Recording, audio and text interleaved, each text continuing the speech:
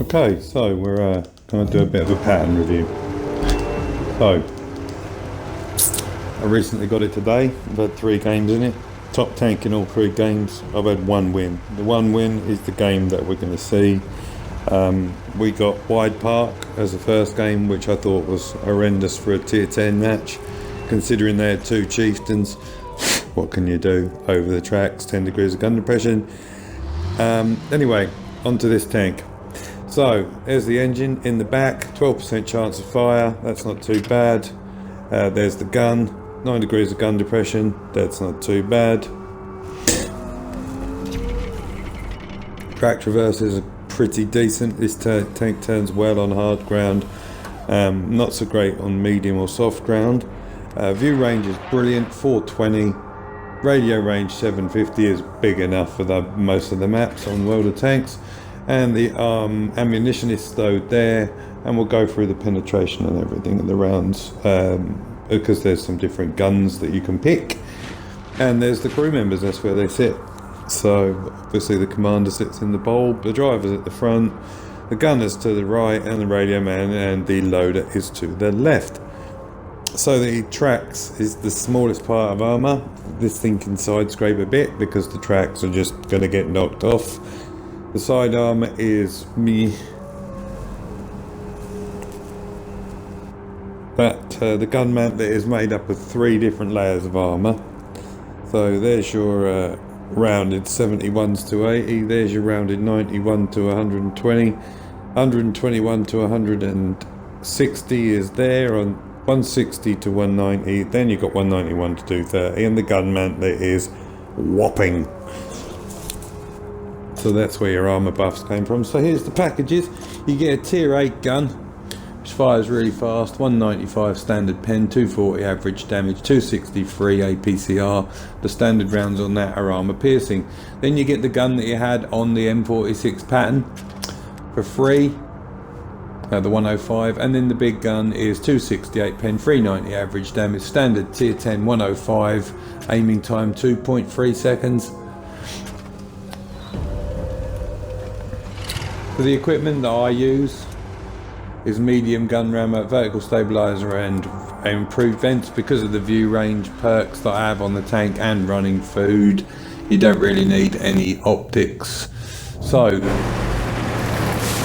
that's the look around the tank. So we'll go to the game.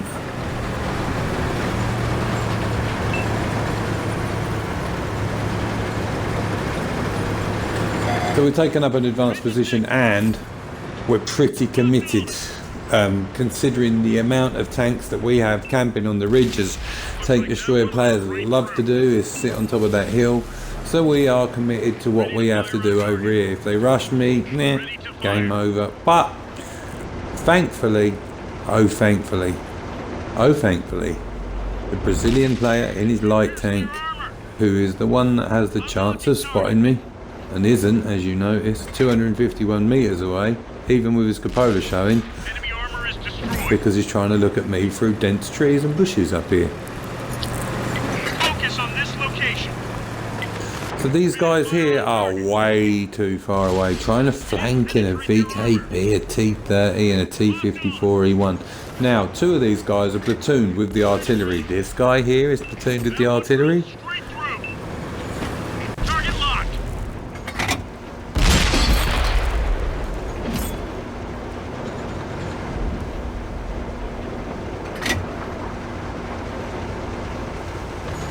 Wait for it, wait for it, wait for it, wait for it, wait for it. And so's he. They're both platooned with the artillery. So, here's the strange thing.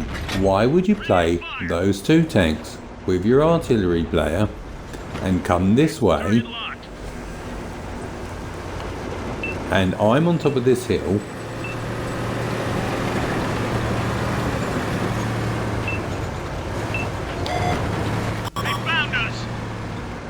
playing havoc with your 2 teammates, Ready to fire on target. and you don't call in your artillery strike to help?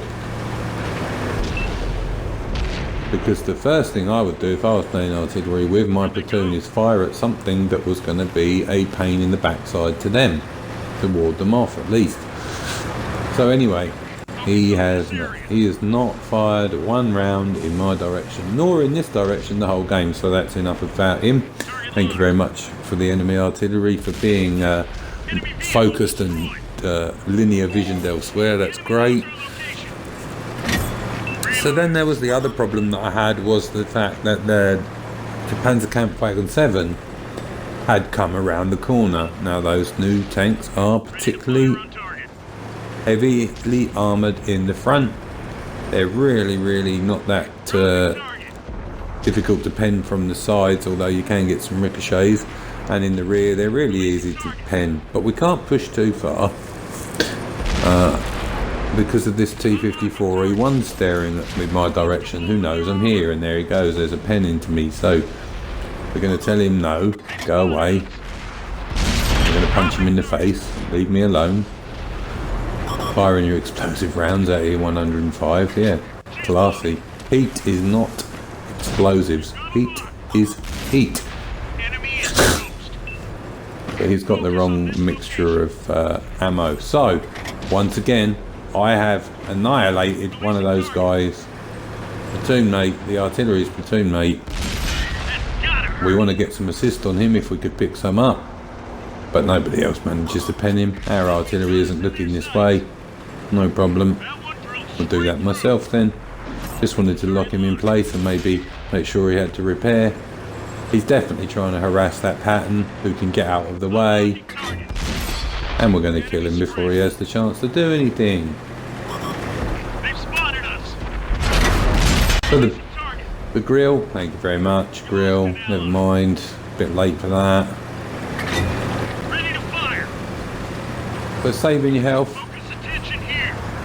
remaining out of focus of enemy players, especially in a medium tank, is a good thing. So our light tank is going to chase down the one-shot T-54E1, and there he's gone. The 1390 takes him out. Oh, look what we found. Oh, the guy who didn't look my way once could have killed me so easily. M53, 55, that shorter range. The grill, the night grill, explosive round for you too.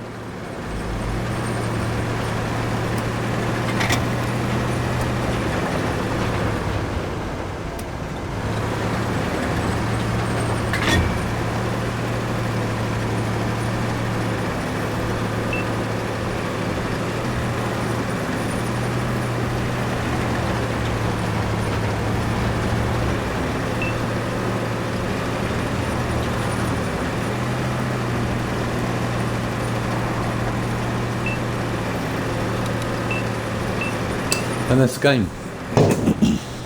Mission accomplished.